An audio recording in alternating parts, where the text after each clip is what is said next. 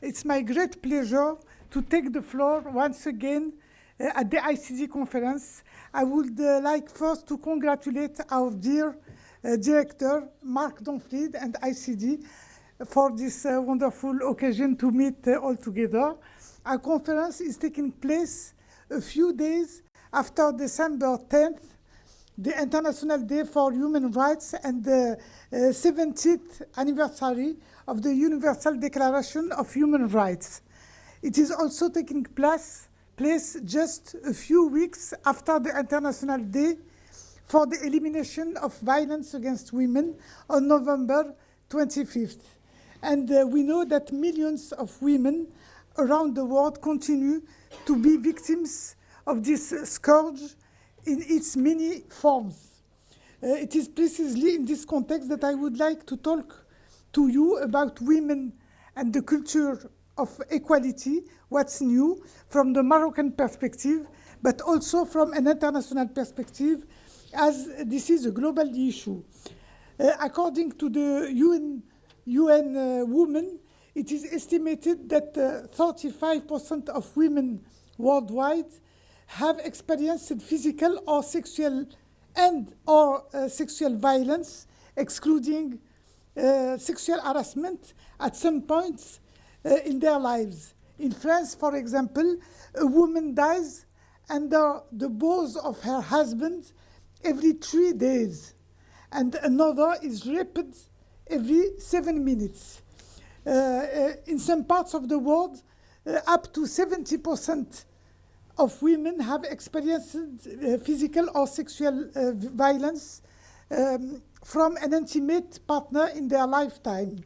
Almost half of the world's female homicide victims in 2012 were killed by an intimate partner or family member, compared to less than 6% of men killed in the same year. In Morocco, for example, there was a national survey that was conducted in 2009 that shows that 62% of the women surveyed have experienced some form of violence in the year preceding the survey. Violence against women takes many forms: trafficking in human beings, early marriage, child marriage, FGM. For example, at least 200 million girls and women currently alive have undergone female genital mutilation in the 30 countries with representative prevalence data. And there is other forms of violence, like practice related to widowhood in Africa, in a lot of countries in Africa, domestic work of girls, unscheduled pregnancies, clandestine abortion, etc., etc. There is also harassment in the public space, on the street. A study conducted in several MENA countries shows that 40 to 60% of women have already been victims of sexual harassment on the street. Also in the workplace, in Australia, 40% of women aged 15 years or over have experienced sexual harassment in the workplace, compared to 26% of men, and the perpetrators are 80% men. Also in the parliaments of the world, and the IPU, International Parliamentary Union study, shows that 82% of women parliamentarians from 39 countries in 5 regions reported experience some form of psychological violence, gender-based or sexually humiliating remarks, gesture and signs, threats, and or intimidation during their tenure. And 75% were the target of sexist remarks, mainly from men, from male parliamentary colleagues belonging to both opposition parties and their own parties. And I am now reading the book of Ségolène Royal about what I can tell you now, that shows the sexism that she was a victim of when she was candidate for the election, for the presidential election in France. And I know that in a lot of countries, when there is a woman in the position of decision making, she is not only a person, but she is a woman, and the attacks against her are the attacks because she is a woman. So discrimination and violence sustained by women since a long time. Such violence tends to be tolerated or even legitimized by a culture of male supremacy and domination of women in the name of cultural specificities, tradition, or even religion, at varying degrees in all countries of the world, at various degrees. For many years, women suffered in silence because gender-based violence was taboo, despite its catastrophic consequences on the development of societies. Victims didn't speak out for fear of social stigmatization and the difficulties of producing evidences. The relentless struggle by the women's rights movement has not only made it possible to denounce the violence, but also to provide help and support to women victims of violence. The link has been established between violence and discrimination against women, and combating violence against women can only be effective in promoting women's human rights and equality as an integral part of these human rights. And I know that public policies have been implemented in many countries. But it was only in 1993 that the United Nations issued the UN Declaration Against Violence Against Women. There was a process to promote women's rights and equality, which has accelerated since the Beijing Conference in 1995. And the issue of equality is also closely linked to human development commitment through the MDGs and the 2030 Agenda for Sustainable Development. In Morocco, a number of shelter units have been set up for women victims of violence in hospitals, police stations, and court, and a law was also recently been adopted. There was a lot of progress in general for human rights and women's rights and equality, thanks to a big struggle of the civil society in our country, but also thanks to the willing of the King Mohammed VI that had a vision of development of the society by developing human rights and the equality between men and women. But I have asked in my intervention, what's new? And I wanted to speak about the year 2017, when women's voices have been heard at last with the Weinstein case that was a real tsunami.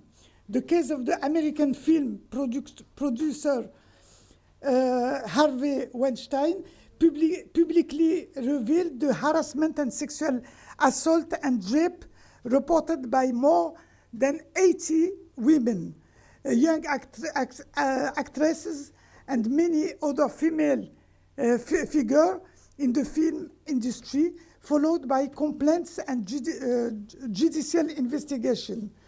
First, Weinstein hired a company to denigrate the victims and turn the blame against them. And he was subsequently dismissed from its own company and excluded from other professional associations which denounced the willful ignorance and shameful complicity with the sexual predatory behavior and harassment in the workplace in the film industry. So this case led to a major international repercussion in Europe, Latin America, and Asia. Countless demonstration and mobilization on social networks have accused many public figures in the media, politics and entertainment sector, le secteur des loisirs. More generally, they lead to a debate on the issue of violence against women and how it had been concealed, questioning the status of women in the society. The Me Too campaign was launched in 2007, and in October 2017, after the publication of the investigation accusing Harvey Weinstein of sexual assault, the American actress Alyssa Milano proposed to use in the form of a hashtag to share testimonies of sexual and gender-based violence in different environments. At the same time, in France, in October, there was a French journalist, Sandra Muller, that proposed on Twitter the hashtag Balance ton porc, so that fears change sides. It is echoed by 200,000 times within a few days. More and more voices are heard, but as more and more voices are heard, society has become more aware of this grave issue and condemns it. But some consider that media revelation have gone too far via hashtag MeToo, thus expression a form of social tolerance towards sexual harassment against women and their concern about the end of impunity. According to a study conducted by Ipsos, 1 in 5 French men and 1 in 3 American men believes that women often exaggerate the case of rape and the violence they report. Gender inequality in the film industry is a concern through Europe, and I will show you that in France, less than 20% of feature films were directed by women between 2012 and 2016, but France is not the worst case in Europe. In Spain, over the same period, only 8.2% of films were directed by women, only 6% in Italia, and 15.5% in Germany. Inequality between men and women exists and are even increasing in the music industry. A study conducted by the think tank, the Annenberg Inclusion Initiative, shows that gender inequality have never been so high in the profession of singers, authors, and producers, and we are speaking about the culture. Even in the fields of art and culture, women denounces exclusion and obstacles to the expression of their talent and demand and ask for parity.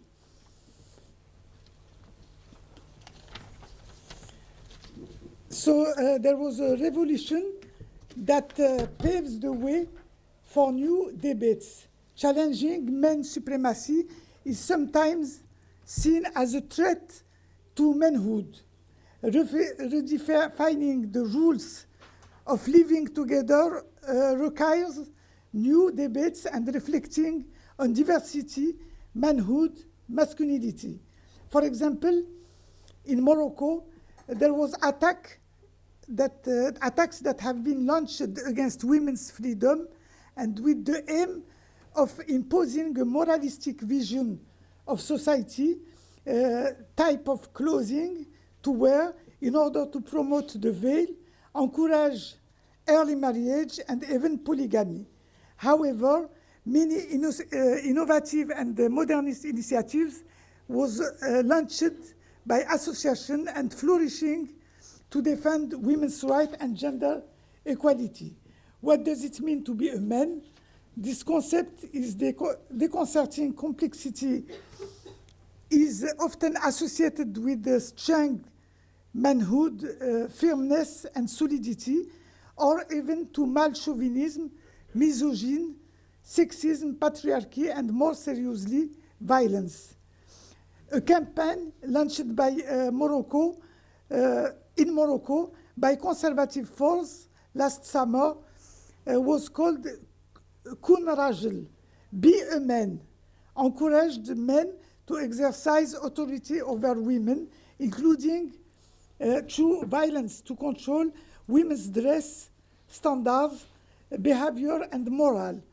A great controversy arose following the arrest of a famous Moroccan song star in Paris on the grounds of rape. A large movement of solidarity was initiated by his fans. The alleged rapist was treated as a victim, which caused indignation and condemnation by other young women and men attached to individual freedom and respect to women's rights. In a response to numerous initiatives were launched through social network by young and women's association to advocate the idea that being a man means respecting and ensuring respect of women. As example, the cartoonist Saad Jalal have several cartoons to denounce violence against women. He shows a man crossing the street that have beaten his wife, and he said to the other man that is with his girlfriend, he said to him, you are not a man. If you want to be a man, you have to be violent, you have to be dominant, and so on. In October of this year, there was also a national conference on masculinity and gender-based violence organized by the University of Mohammedia in Morocco and an association of women's rights. In Morocco, there was a multitude of initiatives like Masaksesh, that means I will not shut my mouth, that it was a movement that campaigned on radio and television station to stop broadcasting the song of the famous singer that I have spoken before, accused of rape. There was also a website, Manshufuksh, that is a way for men to call women, to harass women in the street, to say, cannot I see you? Manshufuksh, it's every Moroccan know what does it mean. It is a way for men to harass women. It was a platform set up by the Free Feminist Union, another women's rights association. Also, there was another initiative, Zanqa Dialna, that means in Arabic, the street is our street. It is a Moroccan artistic, civic, and spontaneous initiative aimed to restoring women's place in the public space and fighting violence against women by using art and the main vehicle. Zanqa Dialna, they have made a demonstration in a new way, artistic way. There is also a singer that is not a singer, Bedéiste, cartoonist Zainab Fasiki, a young Moroccan cartoonist. She is just 22, who have make a campaign with her pencil, with like I am going to show you this. She shows women protecting the city. And it is a way to show that the body of the women must not be hidden, but the woman is free to use her body. There is also a young photographer, Yasmin Hatimi, that have launched a project, The New Romantics. this new Moroccan photographer has decided to counteract this male chauvinist cliché and capture photos, the softer dimension of Moroccan masculinity, what some might even call the feminine side in these Moroccan men. Yasmin Hatimi addressed passers-by and asked them to have a photo taken with flowers. She pointed out the enthusiasm with which her project was met, a series of cliches that counterbalance the one-dimensional definition of masculinity that is common in most Arabic countries. I will show you some example. Through these cliches, Yasmin Hatimi succeeded to shed light on the sublimeness, tenderness, and shrewdness of the male gents, qualities that are too often wrongly attributed exclusively to women. There is because a man can also be has the fundamental right to feel vulnerable and fragile. Because a man, it is gone are the days when masculinity and power were synonymous. There is another example. And she said, I want to give these men the space they needed to feel vulnerable, at least for a moment. And I come to the end with another example. It is a Women's International Film Festival on the city of Salé in Morocco. We are at the 12th edition. It was in September 2018. The purpose of the Women's International Film Festival of the city of Salé is to highlight how filmmaking is likely to give women the image they deserve as film producers, directors, and professionals.